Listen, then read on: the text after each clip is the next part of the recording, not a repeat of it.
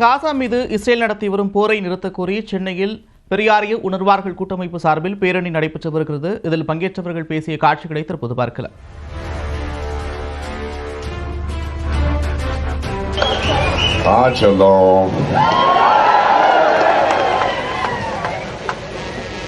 மனித நேயத்துக்காக அந்த அடிப்படையில் செய்கிற எல்லாருக்கும் வணக்கம்.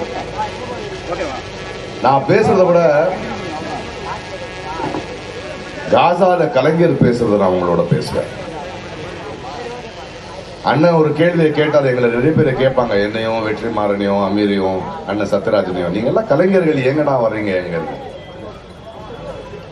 ஒரு அநியாயத்துக்கு எதிராக பேசுறது அரசியல் என்றால் நாங்க அரசியல் தான் பேசுவோம். ஒரு கவிதை இருக்கு,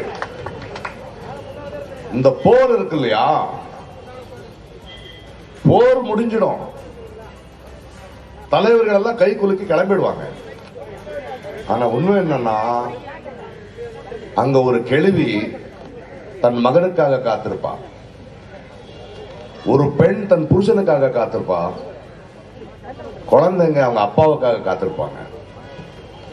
இந்த நாடு இந்த மண்ணை வித்தது யாருன்னு எங்களுக்கு தெரியாது, ஆனா அதோட விலை கொடுத்தது யாருன்னு எங்களுக்கு தெரியும்.